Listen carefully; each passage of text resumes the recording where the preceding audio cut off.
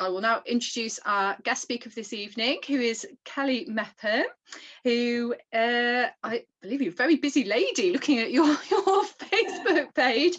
Would you like to tell us a little bit about yourself? Of course, right. So I have been a runner for 30 years. I started running very competitively when I was 10 and fell in love with running ever since. Quite an obsessive runner, I would call myself.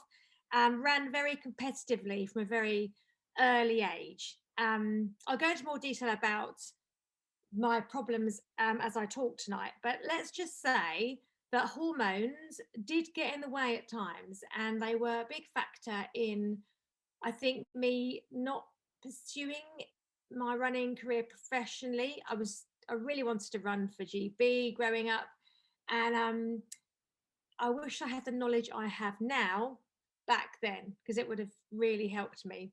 So I became an actual running coach about 8 years ago, because I just hated I just sit at my desk every day in my sales job and just go a bit stir crazy, and all I could think about was running. And I was forever helping all my friends with their running, so I decided just to do it as a job, and haven't looked back. Now, in the first lockdown, started experiencing what I thought at the time was menopause symptoms. So my mum had a very early menopause. So I've just turned 40, and I was convinced that I was in the menopause. So I have a Mirena coil. I don't know what everyone who is listening has in terms of contraception, or whether you still have periods, or whether you're menopausal now. But I have a Mirena coil, have done for 10 years. And I naively thought, because I have no periods, I don't ovulate. Anyway, what actually happens, I did lots of research and realized that I was ovulating still. And in fact, my coil was running out of its life. I'd lost track because of all like lockdown and things. And actually, I was experiencing normal cycle symptoms. And I then did lots of research. I'm going to have to grab this book to show you. I got this book, Raw, by Stacey Sims.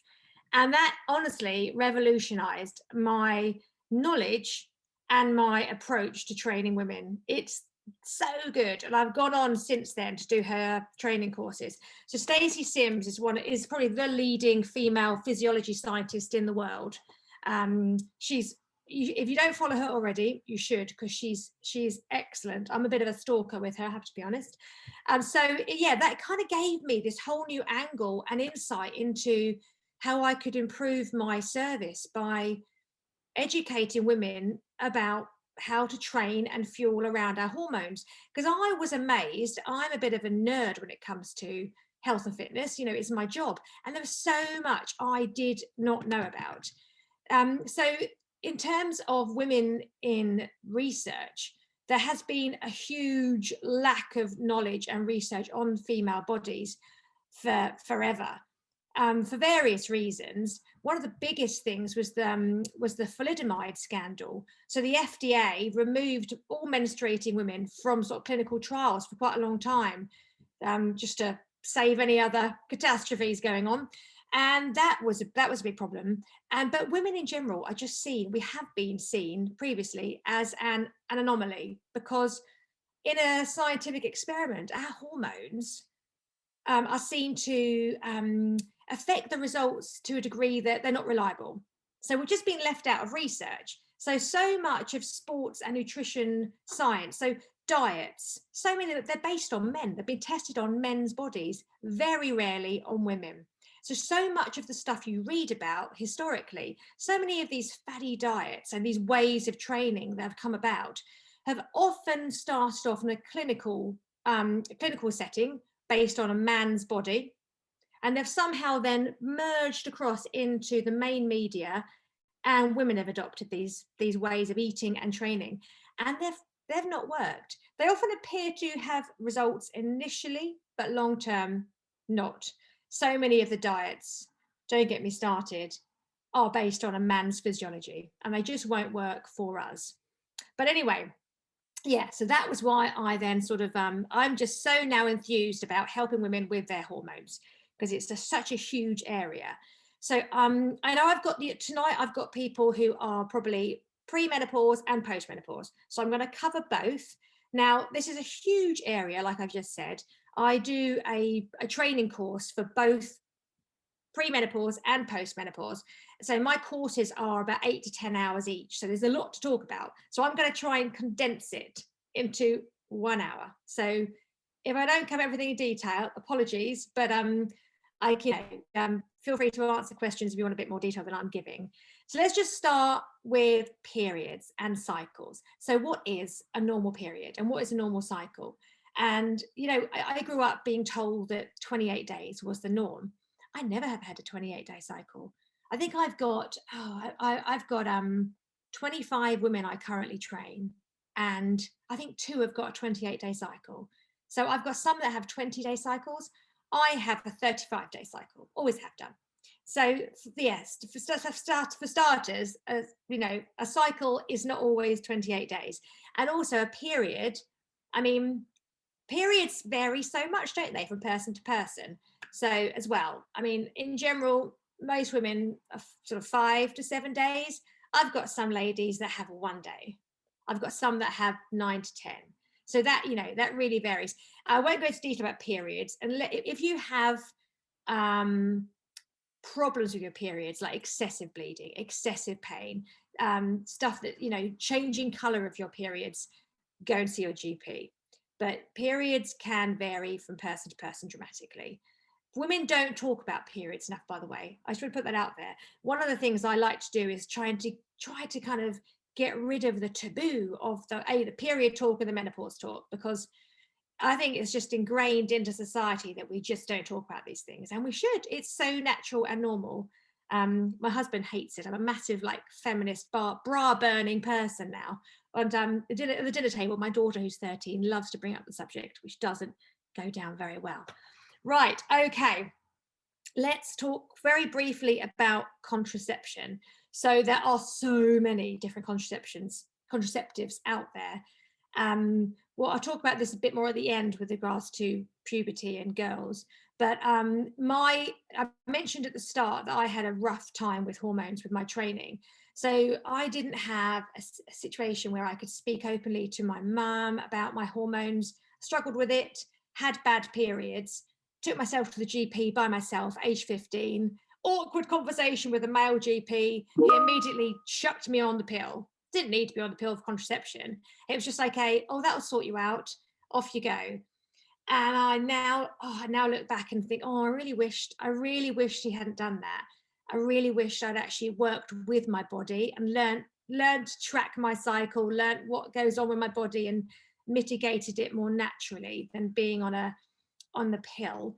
I'll just mention this very briefly right now. There's still so much research to be done on the oral contraceptive pill. Is like one of the most common contraceptives that's used. There is some evidence to show that it can cause slower recovery time and increased inflammation in athletes. That's not completely bona fide, but it all depends on which one you're on as well, of course. There's things like there's so many different varieties. But I think, having done my research on contraception, I think the oral combined pill is probably my least favorite, and I personally wouldn't go on it again from a performance perspective. But if anyone wants to talk to me like separately on that, give me a shout, because that's quite a big topic in itself. Okay, let's move on to the cycle. We'll talk about the cycle first. We'll do menopause afterwards. So there are 3 main phases of the cycle. I want to share a screen with you, actually. Hopefully I can do this without cocking up. Right. Oh no, I can't screen share apparently. Don't worry, it doesn't matter. I'll talk through it.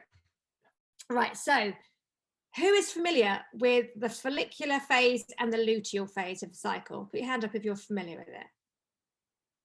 Because I really wasn't as okay about it. I didn't know much about this at all, and I was really embarrassed. So right, so you have the follicular phase, which is, I'm going to just talk as if we have a 28-day cycle, which I know I said at the start we often don't, but for argument's sake, 28 days. The first half of the cycle, the first 2 weeks roughly, is the follicular phase. You've then got your ovulation in the middle, hopefully, if you ovulate in the middle as you're supposed to. I've got one client who ovulates at day 21. So again, it all changes for different people.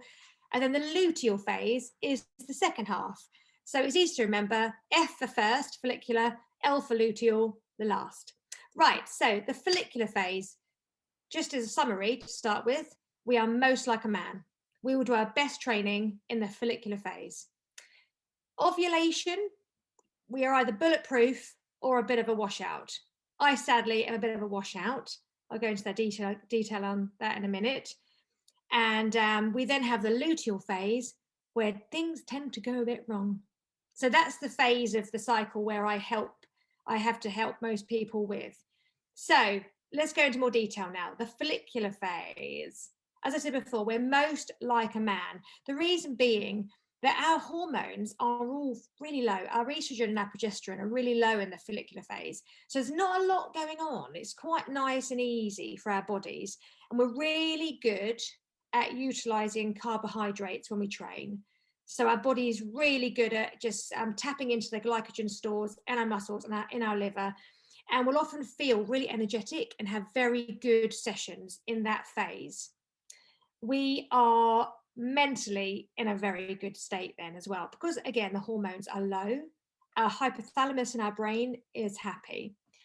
And we have very normal nutritional needs. So you don't have to do any extraordinary like nutrition mitigating in that first 2 weeks. It's a great time to have a race or do a really hard session.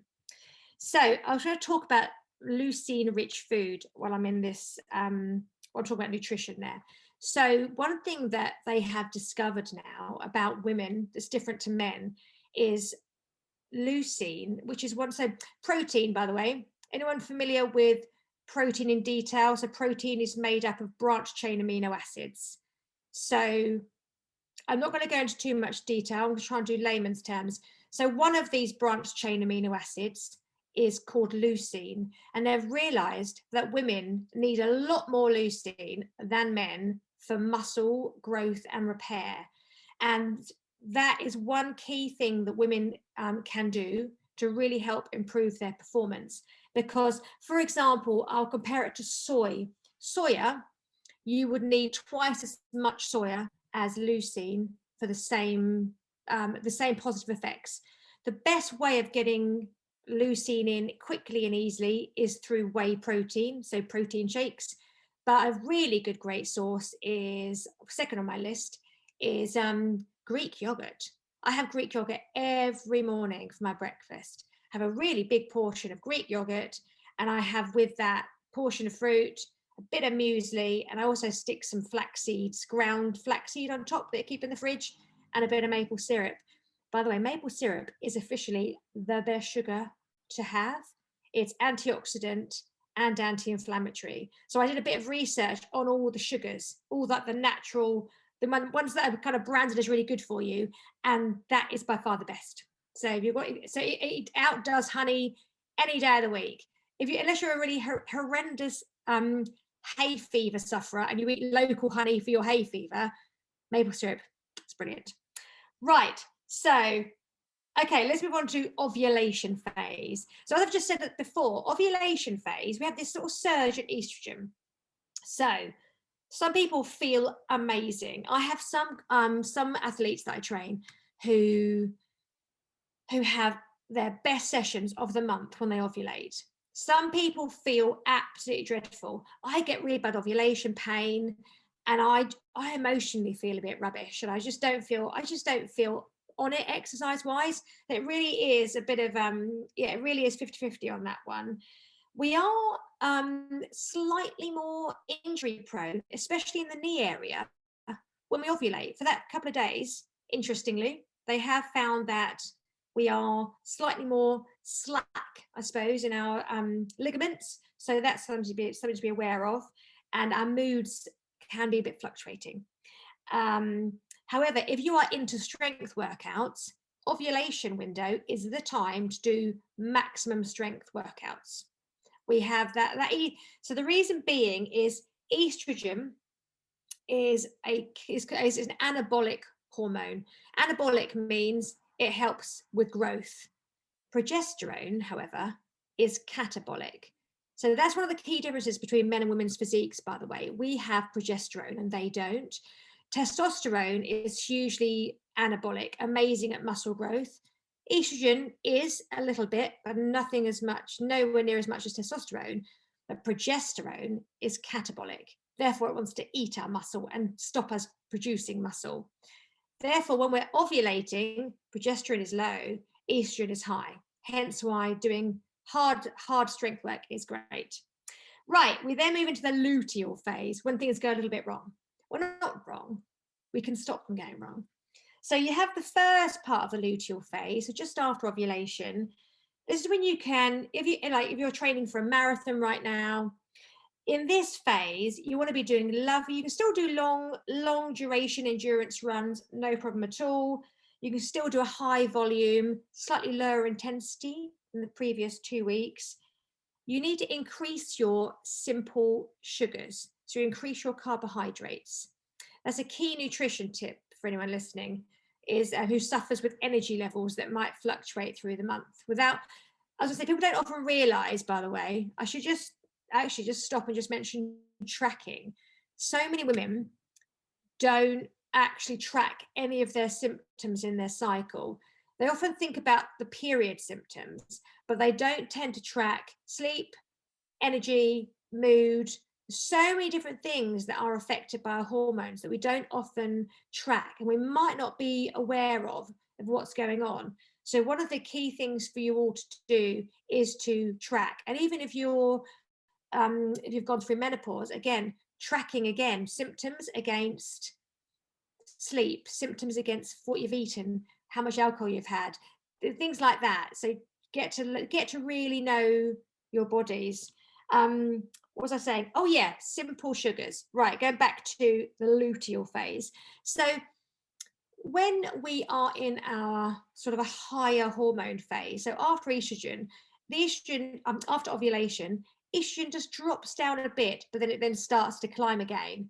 And as it climbs, we then become we're in our like nesting mode.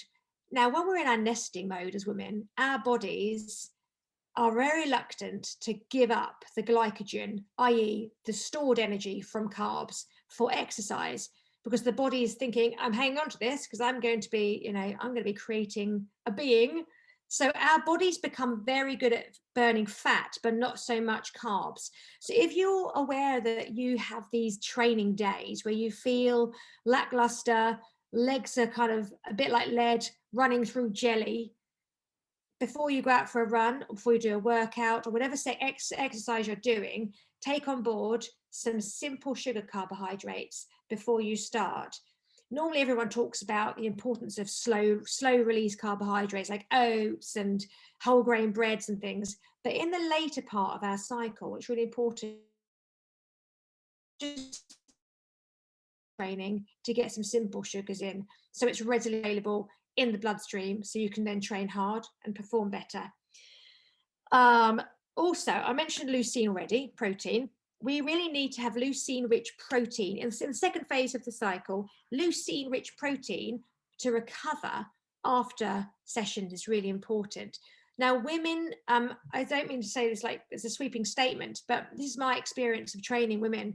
Men seem to have, they're far more tuned into recovery and protein, just because like the gym culture, and guys are far more prone to be taking on board protein shakes as a norm. And women lots of women I train, their go-to snack after a run is often a carb snack, and protein's not really thought about.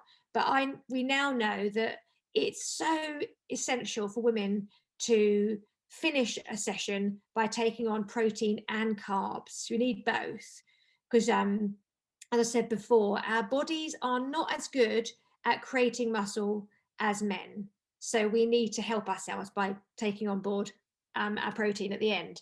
I'll talk about the amounts of that towards the end, okay? Right, in the luteal phase, the first part of the luteal phase, our core body temperature starts to rise. Does anyone notice their body temperature changes from the first phase of the cycle, to the second? I'm like a shivering little, like I shiver for the first 2 weeks of my cycle. I'm always complaining it's cold. I'm always whacking the heating on, like using up all the oil. And then I then spend the next 2 weeks going, blooming heck, it's so hot. I'm so hot. And that's one of the reasons, by the way, that I thought I was menopausal, because I started having night sweats. I was like, I'm having night sweats. That's it. That's it. Game over. But no, it wasn't. It was just cycle related. So I now know exactly when I would be having my period, because I have a really bad night sweat that night. I don't have the period, but I just have the sweat. Right, our mental state starts to change in the luteal phase. As it goes on, it just tends to get worse and worse and worse unless we combat it with mitigating factors such as leucine. So then we get into the late luteal phase, 21 days plus of the cycle. This is where we have car crash week if we're not careful. Especially if we're really active and we don't make changes. We can have disastrous runs, feel dreadful, and think, oh my goodness, my fitness is gone. I've lost my fitness overnight. I'm rubbish, when that isn't actually the case. So the good news is in that last week of the cycle, that is your time to have a nice easy week. We really should be deloading in intensity and taking the foot off the gas. And that isn't a bad thing, because as I said before, we can't utilize our carb stores very well. So we will find our legs feel heavy. We will feel demotivated. We'll feel a bit grotty. If you have got a race though, that week, it doesn't, scientific research says that you don't lose performance. If as long as you kind of feel right, do everything, kind of put some mitigating factors in place, you still can perform as well. World records have been achieved during, premenstrual week. One of the others, an elite runner called Jenny Spink. She used to be GB until recently. When I was putting together my Running in Sync course, and I said to her, how do you cope with training and racing around your cycle? And she said, well, I actually had my period was due the day of Frankfurt Marathon. And that was her key race that year. And she said it was a nightmare, because I was sharing a room with this other GB girl, and it was that girl's first ever GB race. And she didn't want to disturb her in the night. So she just kind of, she had very little sleep, but she had fueled really well. She had different carbs to go in the morning compared to what she normally would, and she got a PB and she won. I think Paula Ratcliffe might have got a world record in one of her period weeks. Interestingly, Paula Ratcliffe is quite famous for, she tweaks her, she used to tweak her cycle. If she had London, she knew when London was going to be, obviously. She'd look at her natural cycle and see where it would land. And if she was going to be in a tricky week, she'd take the pill for however many weeks at the beginning of the training block to push the period to a different date. So she would then, she would avoid it, apparently. I don't think that's necessarily a healthy thing to do, to mess around with your body. But anyway, I'm not an elite athlete, so I can't really judge. Okay, right. The week before the period, interesting thing. When I was doing my research for this course, I asked lots of ladies market research questions about their PMS symptoms, and all the usual stuff came up, the standard stuff. And quite a few ladies said they were prone to falling over and being really clumsy. And interestingly, in the days leading up to our periods, we are lacking in proprioceptive. We basically we fall over more, we are clumsy, and we have less coordination. I often get my ladies on my course to do a balance test. I say, right, do it today. Where are you in your cycle? And do it just before your period.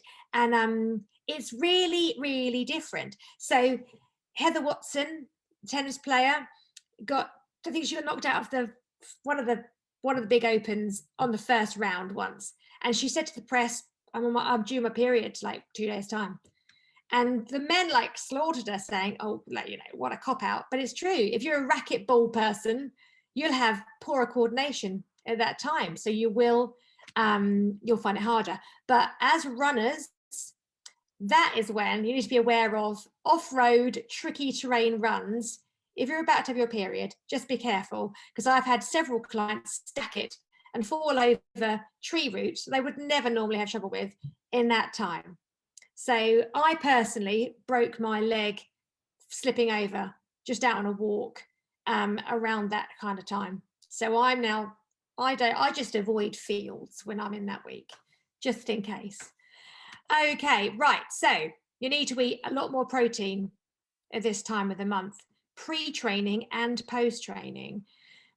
Agree. People say to me all the time, what should I have before a session? What can I take on board first thing in the morning? I need to go out for a session first thing in the morning. It's really important to get a bit of fuel in, just a little bit, especially if you are in PMS week. So a really good solution is to have half a banana and a few dessert spoons of Greek yogurt. You've got a bit of carb in there, and you've got a little bit of fatty acid circulating in the blood, which is what you really want to get a little bit in your blood before you train. So that's a really easy solution if you can tolerate banana and yogurt. They're quite, I always say that because they are non-offensive. I mean, Wimbledon players, they chomp bananas mid-match. They don't complain of a stitch ever, do they? And I've never got a stitch from a banana, I have to say, ever. So that's always my go-to snack for first thing in the morning. But yeah, so post-training though, in that week, we need a bit more protein than ordinarily. And as I said before, if you're going to do if you need to do a hard race, you need to do a hard session, you do need to take on a bit more carbohydrate. And it doesn't matter if they're simple sugars, if it's a gel, if it's, actually banana's quite good. That's quite a good instant release snack to have. Whatever works for you in terms of digestion, that's fine. Don't calorie restrict in PMS week. Just don't calorie restrict at all. You don't need to. Our bodies are fat burning machines in that week. We burn an extra 200 calories approximately a day in that week. And that's why, by the way, we crave carbs and chocolate, because our body is hanging on to all that glycogen. So our brain is saying, I need energy to just move and operate, and I'm not getting it. So that's why we crave a cake or a chocolate bar. So it's absolutely fine, actually, to have a little bit of extra carbs in that period. The classic mistake, though, is people tend to have about an extra 1,000 calories a day. That once I was aware that my metabolism was a bit faster and I was able to have a bit of extra, I rationally then was like, oh, I'm going to have that thing then extra, and I was able to portion it as opposed to just going, just eating everything, inhaling the fridge for a week. Yes, that's a good tip. However, I do say this all the time to people. I never calorie count. I think it's dull, and I do tend to try to listen to my body. If I'm really genuinely ravenously hungry, I obviously need to eat. If I'm eating for emotional reasons, that's different. If I just genuinely feel really hungry and I need to train, just eat. Don't calorie restrict. I'm going to just do one little tip for PMS supplementation for anyone who has bad periods. If you get bad period pain, a really good tip is to take a child's dose of aspirin, so approximately 75 milligrams, for 5 to 7 days before the onset of your period. So when we have, when the progesterone and estrogen levels drop suddenly for the period to start, we produce prostaglandin, another hormone. And the prostaglandin is the thing that often causes all the period pain, the backache, the bowel disturbance. And aspirin reverses the effects of that. It's the only anti-inflammatory that will work. So ibuprofen won't do it. It has to be aspirin. And if you want to be really good, you can. I get a lot of my female clients to take aspirin, magnesium, and omega-3 for 5 to 7 days before their periods, and it keeps all of their symptoms at bay. And I'm just, my last point on PMS in terms of who gets really grumpy and crabby before a period. And you want to like, I have the rage. My poor husband. I literally wake up one day and I just hate him, poor guy. And I honestly, the amount of times before I was aware that it was actually my hormones, I used to think to myself, God, on a monthly basis, I just want to get a divorce. And then 2 days later, I'd be like, oh, he's fine now. Yeah, I like him again. And so I have the solution. So the hypothalamus in our brain gets bombarded with lots of hormones that it doesn't like and sends us a bit crackers. And obviously our hypothalamus is our center for mood and emotional control. So I've talked about leucine quite a lot. They have now discovered that leucine is able to penetrate the blood-brain barrier in the brain, and it is like a fire hydrant on the hypothalamus, and it calms us down. So if you have emotional issues in that time, leucine-rich foods. So you can have an extra protein shake. Have a protein shake for, every day, I don't know, as part of your snacking. That would really help. Okay. I've just written down some of the questions from earlier. I'm going to go through some answers now because the menopause is part of all that. So we've talked about this a bit already, but there was a question on how to fuel around your cycle for training or races. So I've already mentioned this again, but I'll say it again. So increase your carbohydrates and your simple sugars in the latter part of your cycle. So the last week of the cycle before your period, increase carbs and simple sugars, extra protein. Now, the question is how much protein post-exercise. Protein shakes generally have 20 grams of protein in. We now know, scientific research says that women need 30 grams in a shake or in a meal after a session. So within 30 minutes of training, if you've done a hard session, you really want to get 30 grams of protein in. If you're post-menopause, it's actually 40 grams they've now found, because post-menopause, we are just not as good at utilizing protein. Our bodies are not very kind to us in that respect. Hence why, after the age of like 45, we lose muscle if we're not careful quite drastically. The muscle loss is the biggest cause of weight gain and tummy spread. And it's because our metabolism drops as a result of losing muscle mass. So hence why the older we are, the more protein we actually need and less carbohydrates, in fact. So people say to me, how do I get 30 grams of protein into a shake if it's 20 grams in a protein shake? This is my magic recipe. This is what I have almost every time. I have a 20 gram shake, like powder. I'll then mix it with a plant-based milk that often has, I know, another handful of grams of protein. And I'll then add in peanut butter powder. If you're not allergic to nuts, peanut butter powder changed my life. I never knew that existed till a year ago. It's amazing. And what else I put in it? My favorite recipe at the moment is chocolate. It's like a Snickers bar in a glass because I've got a real sweet tooth. Chocolate protein powder, peanut butter powder, and I use then like a coconutty. I quite like coconut at the moment, or like an almond-based milk, and that gives me roughly 30 grams of protein. And it is literally like a dessert in a glass. It's quite virtuous. I thoroughly enjoy protein shakes. Before I did a sports performance nutrition course, I was really anti-protein shakes and thought, oh no, I don't need supplement. I just have everything in food. Then I discovered protein shake recipes that I created that I really like. So if I'm really craving sugar pre a period, that is when I'll have my delicious protein shakes, because it's so much better for me than having a Snickers bar. Okay, right. This is another thing that kind of falls under that same category about fueling around your cycle. So it's so common. Women have historically trained and raced, well, not necessarily raced as much, but trained for sure, fasted or in an underfueled state. And there was this big craze, wasn't there, a few years ago about doing HIIT training completely fasted. And we've now found out that for men, that's fine. Their bodies are able to, their bodies just work differently than ours. Women do not cope well with, our hormones get really mucked about if we, over a sustained period, train when we're fasted. It's not good for us. So for one thing, when we, I said earlier about having some protein before we train, just a tiny bit, just to get some fatty acids circulating in our bodies. We really do need that before we train. And the body, as I said before, progesterone, especially when that is high, is going to be breaking down muscle.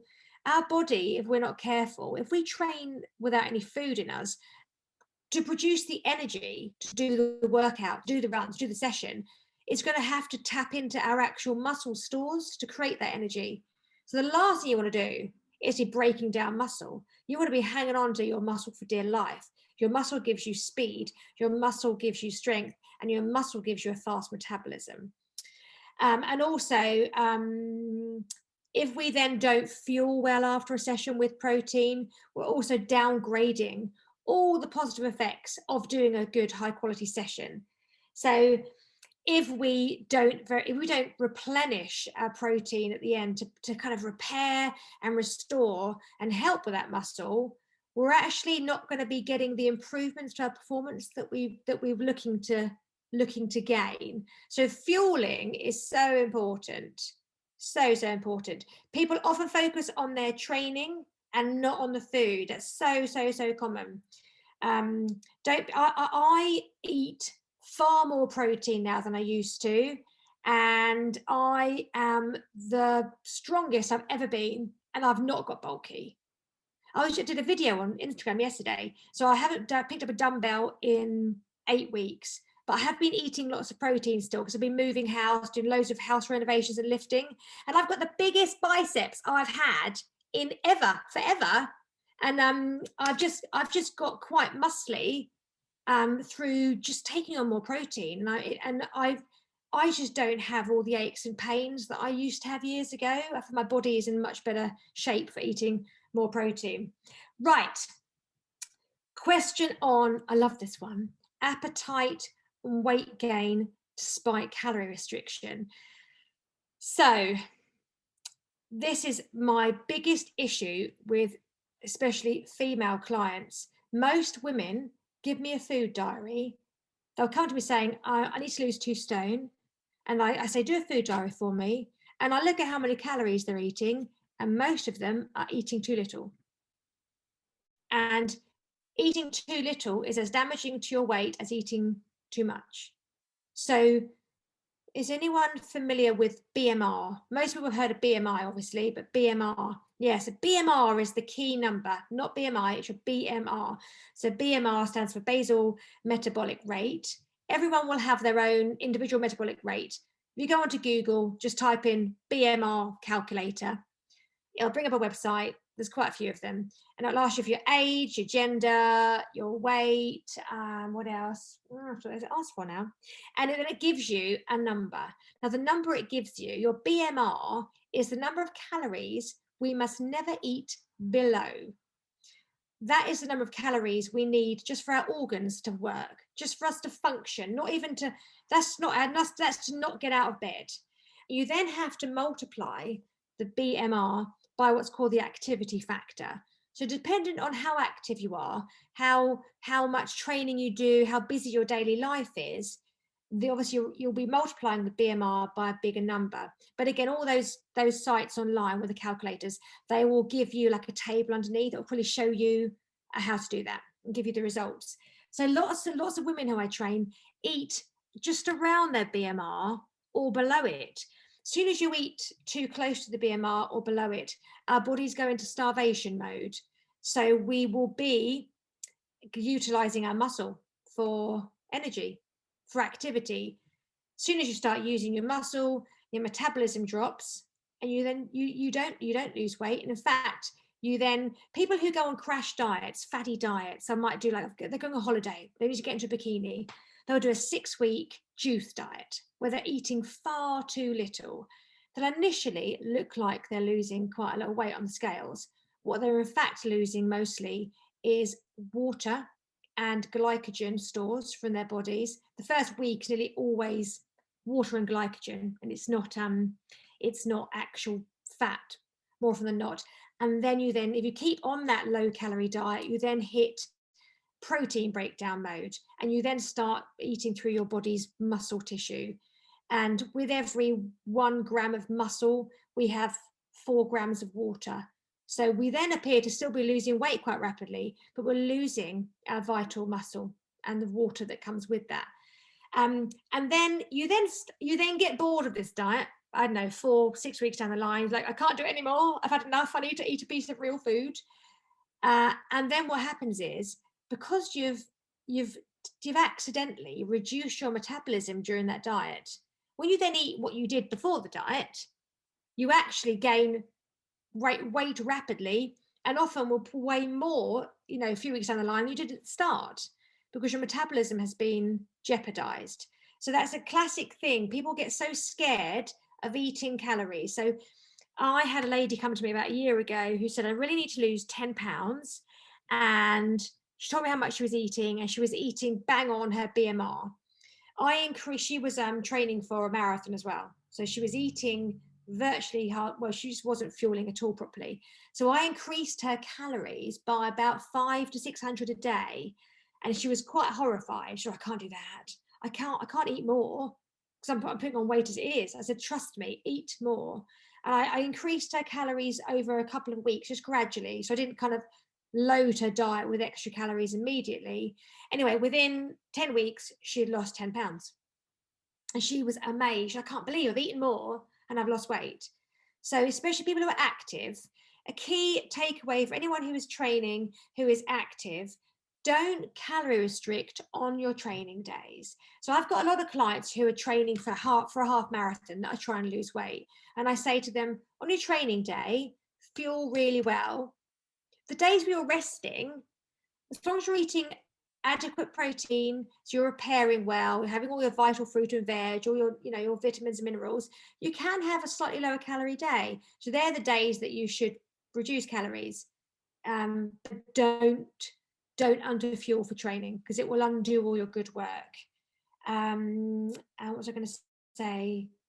Oh, and red. You guys, have you had a talk on reds recently? I just imagined that. The speaker do anything about reds? Relative energy deficiency in sport. It used to be called like the energy triad before, but it's now called relative energy deficiency in sport. And that just, it means when you've kind of been under fueling. And with women, a classic symptom is period stopping.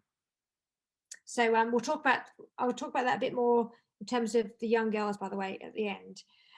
So yeah, if you notice any change, if you're training really hard, you're feeling really tired suddenly, your moods are low, you're feeling just generally lethargic after a nice long sleep, you still feel tired, that possibly is you're entering the red zone. So just be very mindful of that. Right, I'm going to move on to menopause.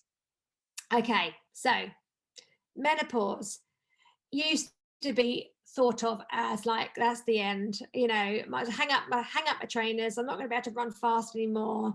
But that now isn't the case. We've now realized that women have got so much more potential to keep going. Women technically outperform men in endurance as we age. What was that amazing woman that did this fantastic world record recently? A female athlete. It was a very long endurance event, and she smashed the men by hours. She thrashed them. And they're now saying that women are superb as we age. We get better and better at endurance. We can stay really fit and lean and strong if we adapt our training and our fueling. So first of all, the first question I had on menopause, by the way, was about supplements. So I am going to offer two ideas for supplements, and I'm going to also send something. I'll send it to you, Catherine. I'll send you a sheet afterwards with adaptogens, but I'll come to that in a second. So one of the biggest issues I have with my female clients in terms of menopause is sleep disruption. A lot of that going on. Our thermoregulation goes out the window. Our progesterone and our estrogen levels are all over the place, and we overheat at night. Progesterone, by the way, is a natural anti-anxiety hormone drug. When we have huge drops and declines in it, we're quite prone to anxiety, and our sleep can be less productive, not the right word, less good. Well, we have poorer quality sleep. So a really good thing to have is something called Montmorency tart cherry juice concentrate. So Montmorency, that's Montmorency, tart cherry juice concentrate. Stick it in the fridge, and if you're having a few days where you're really struggling, have, I don't know, a small glass of that, really nice and cold, say half an hour before bed, and that is fantastic. It's kind of got natural like melatonin qualities, and it's meant to be one of the best things for promoting sleep. I used to be an insomniac. I've always been a quite hyperactive person, and I had insomnia for a while. It was dreadful. And the thing that helped me back then was valerian root tea or capsules. That's another good thing. But for menopause specifically, Montmorency tart cherry juice is fab. Okay. Another thing is hot flushes. So that's another really that's one of the most common things I hear my clients talk about. And so black cohosh is meant to be really, really good for hot flushes. Now I have got there's 3 adaptogens that I'm going to send. I can't pronounce them. They're like really, really long words. And Stacey Sims talked about them in a conference once, and I was like, oh, what was that? And I managed to find the 3 online. Now I've got a lady I coach who has been having the most horrific night sweats, and her sister, who I don't train, I've never met, she's been having really bad trouble with her sleep. And the one on the list I gave them as a suggestion, and they've both been taking it. And I'm not sure if there's a placebo effect or not, but they've both said they feel within a week they feel very different. So the adaptogens are slightly different. It's not so much a supplement. It's like it's more of a technical one to have. But yeah, I don't know how much these ones cost actually. I'd have to ask my client because I've never actually ordered them, and I only discovered them recently. But I'll send those details on. Okay, really, really good topic. Somebody asked about bone density. So I've already talked about in menopause our muscle mass diminishing and how to try and hang on to the muscle by eating more protein and keeping up strength training. I'll talk about that in detail in a second. But bone density is a huge thing. I think 80% of hip fractures are in women. So we are so prone to osteoporosis compared to men, and that is due to estrogen decline.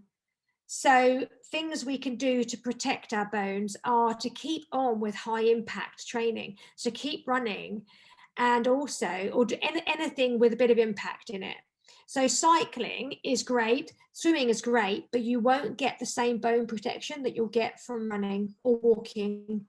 So try and keep a bit of high impact in, and also lifting heavy. They've proven now that weight training, I've read a really good scientific study. I like to spend my evenings reading scientific studies, brain frying. And the one I read a few weeks ago had they compared all the recent research on menopause, and it was an osteoporosis study, and the resounding result was that heavy lifting and weightlifting is one of the key things to protect against bone density loss. Women in general are so frightened of lifting heavy. Culturally, we've been badly educated in the gym for years. Whenever I'm in the gym, which is very rare because I don't really do gyms, I just sort of do stuff at home. But when I'm in a gym, I like to people watch, and you see all the guys like grunting and lifting heavy stuff, and you've got ladies like on machines like chatting, and like they're like you know, they'll like do 10 reps and they'll be like, and that's done. And so we really need to do heavy lifting. We all do. Even if we're training for a marathon, you should do an element of heavy training. And when I say heavy training, you need to pick up a weight, and by the time you've done 10 repetitions of that weight, you should be at the point of, oh, I'm done. I cannot lift it another time. That's hitting threshold. And we have historically just done endurance weights. So you need to do, if you're marathon training, obviously you want to be encouraging your endurance. So you can do a session where you're lifting a lighter weight, you're doing 15 to 20 repetitions, that's fine. But as women, we need to do some heavy stuff. So that is my biggest barrier with ladies. They get scared. They're scared of lifting heavy. But you don't need to have a gym.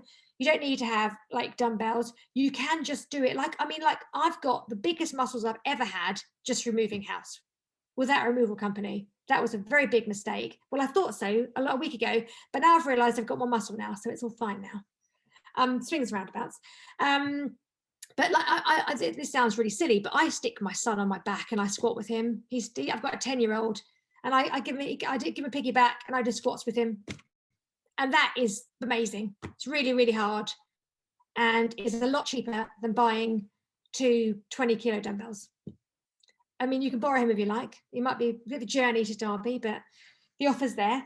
And right, menopause weight gain. I've touched on this already a bit.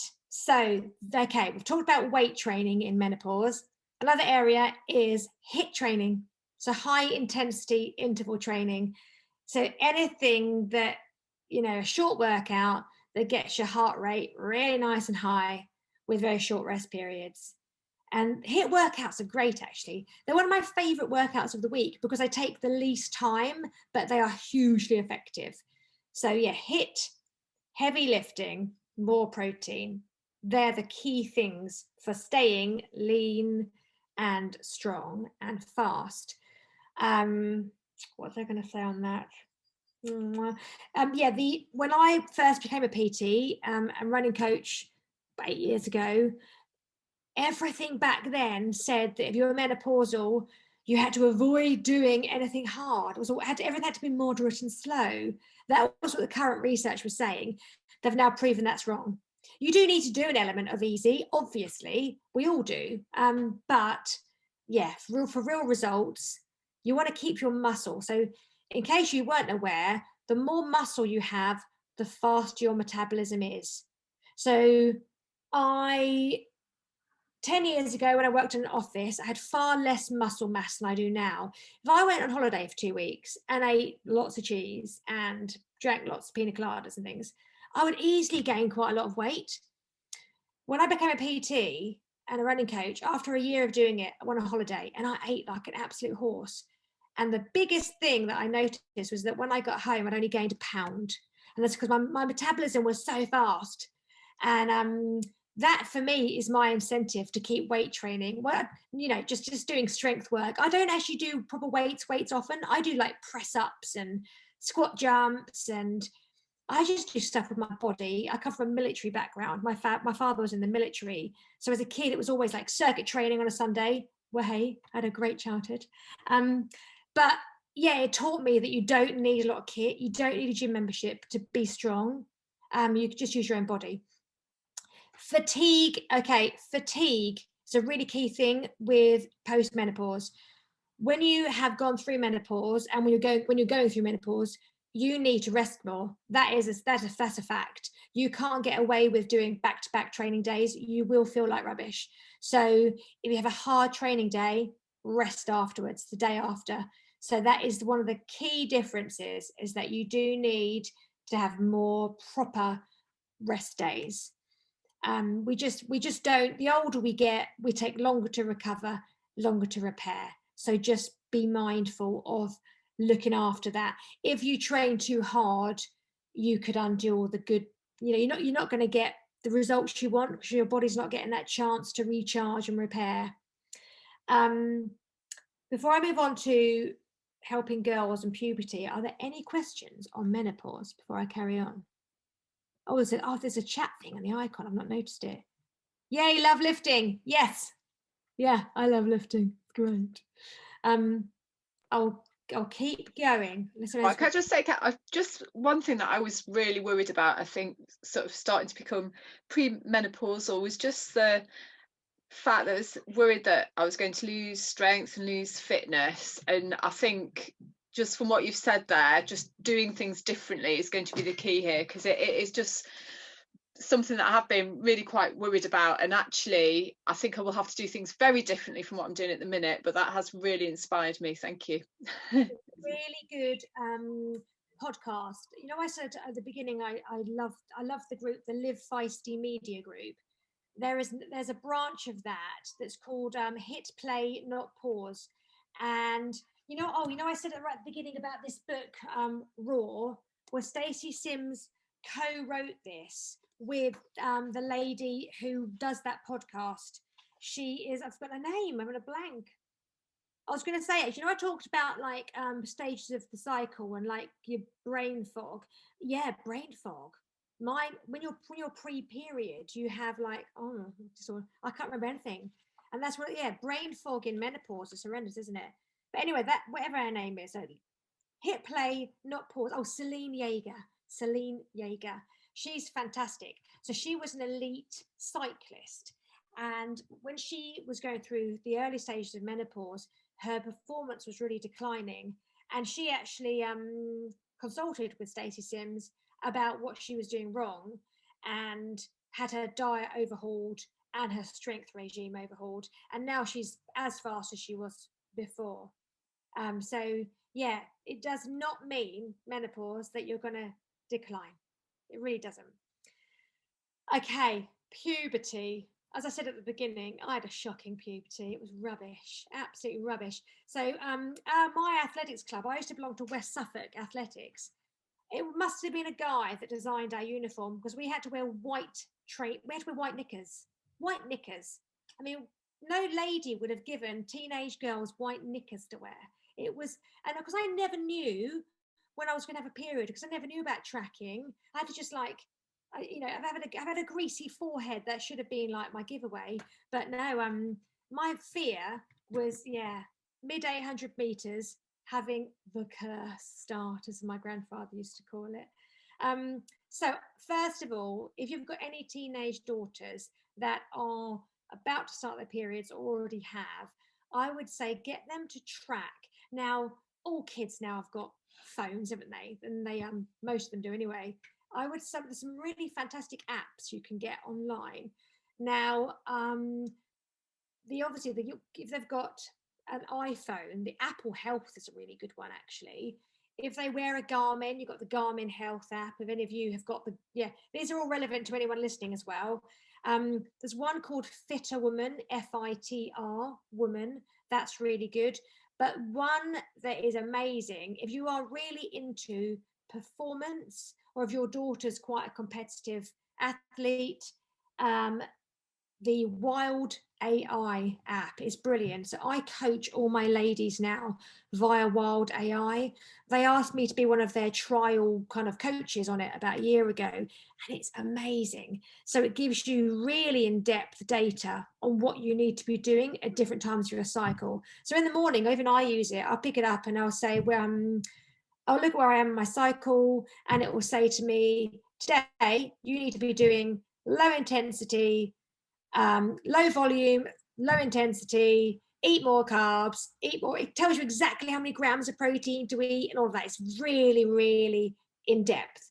And so I use that to train my ladies. I've got like a dashboard. I log into it. I was doing my training plans today, and I could see where everyone is in their cycle. And I'm like, so when I was planning London, I went on to the 3rd of October, and I could see where all my ladies were going to be in their cycle. So then I've already got in place, right, the week before London, you're going to be doing this, you're going to be having extra magnesium, you're going to be having extra carbs. So it's brilliant.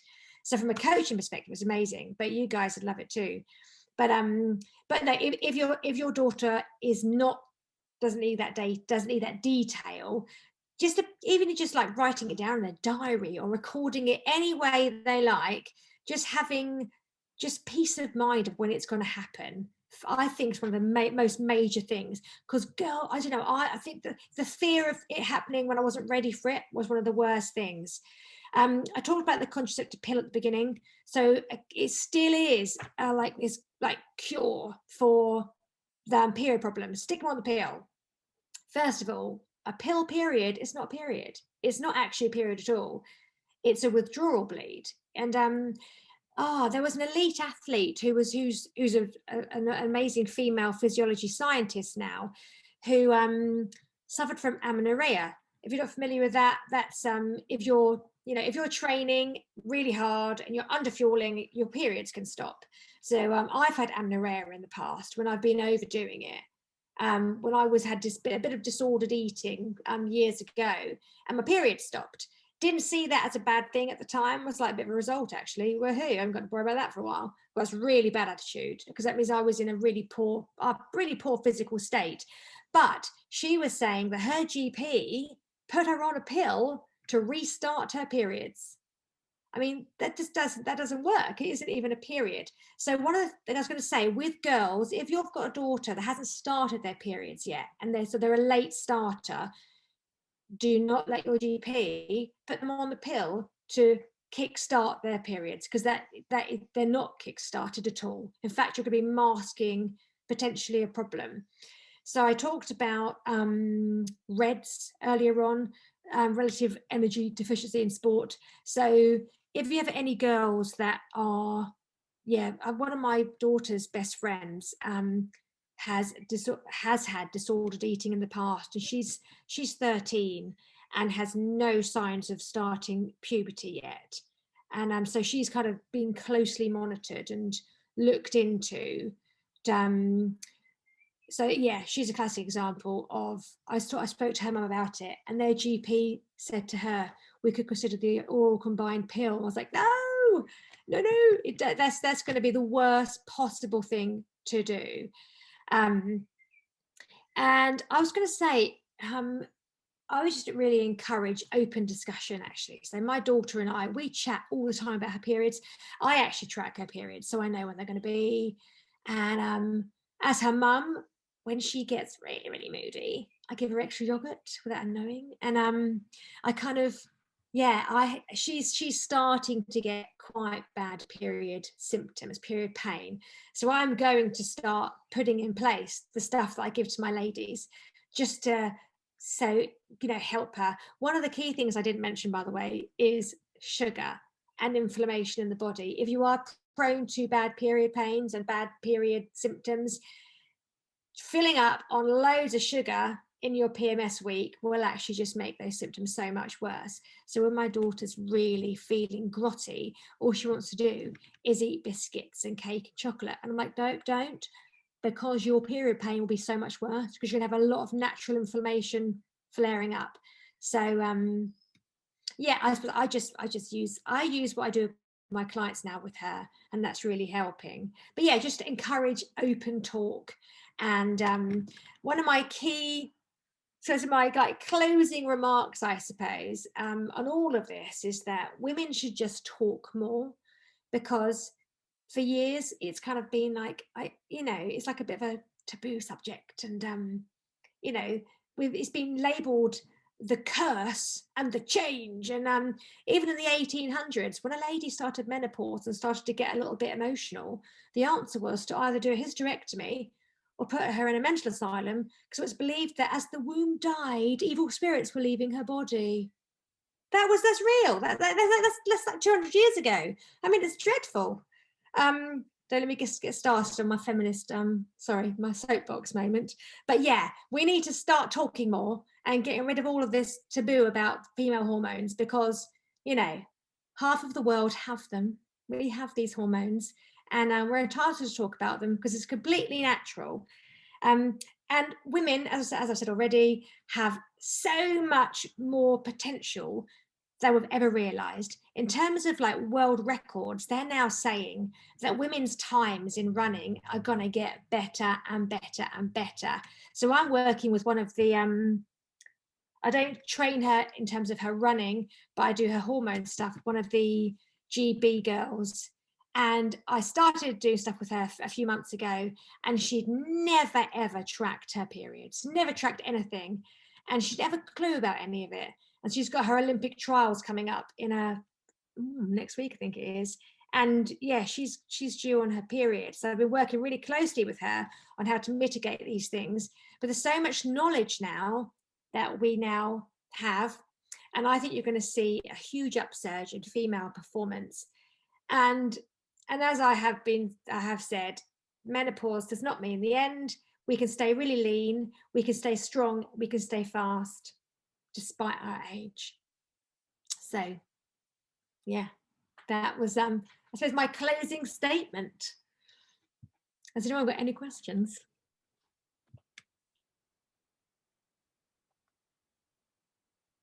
No. Oh, there's a thing in the chat. What's the chat say? Oh, so I had a dash. Yeah. Well, Kelly, thank you so much for this. It's been absolutely fantastic.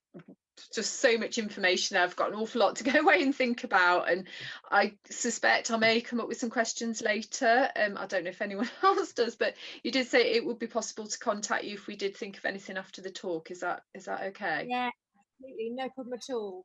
Feel free to reach out to me on my Instagram and my Instagram. I'm Kelly Athlete Performance, and on Facebook I've got 2 pages on Facebook, but my hormone stuff tends to go onto Kelly Athlete Performance. So I do quite a lot of like live talks on there. Well, I'm going to be doing more now that I've moved house and I've regained my sanity. I'll be appearing more on social media, doing more of this. I was due to be starting my next, I've got 2 courses I do a running in sync course and then a menopause course, all about, they're sort of 8 weeks long, 6 to 8 weeks. The menopause one is 6 weeks long. And I was due to be starting them again, like any day now, but I think I might delay them both till after the summer holidays. I think I might be better to do that. So yeah, keep an eye out on my social media for those, because in case that's going to be interesting. Anyone from your club who's like been listening, I was going to say, anyone who wants to join those courses when I release them, I'll do for any of you guys a 25% discount because you've listened to me tonight and given up your evening. Oh, thank you. I will send you the details of that when I promote them. Yeah, I'll share all of the information, or get Rob to share it all, and keep an eye on your social media, and we can share some of the other courses and things that you're doing. Yeah, as I say, because the stuff I've covered tonight, usually like my running in sync course that's an 8-hour course, so this is like an hour for each segment. It's so much information. So it's mind-blowing how much women don't know than we need to know. So yeah, reach out, ask me any questions, and I'll love to help. Thank you very much. If nobody has any more questions, thank you on behalf of Mickle Over Running Club. And there were some people who wanted to join us this evening. That's why we've recorded it. So it may be that they do have questions too. But yeah, no, it's fab. Thank you very much, Kelly. Thank you for having me. I'm really honoured to have been able to talk to you all. So thank you for listening. That was super useful. Thank you. Well, have a nice evening. Enjoy your runs this week in the sun. Great. Well. Yeah, but one last thing. Women sweat more sodium than men. We shed a lot more sodium in our sweat than men do. So you need to take on electrolytes before runs this week when it's hot, okay? Before, not after. Before. Okay. Yeah, another parting tip. Right. Have a lovely evening, what's left of it. And feel free to reach out with any questions. Thank you very much. Thank you so much, Kelly. Bye. Nice to meet you all. Bye. Bye.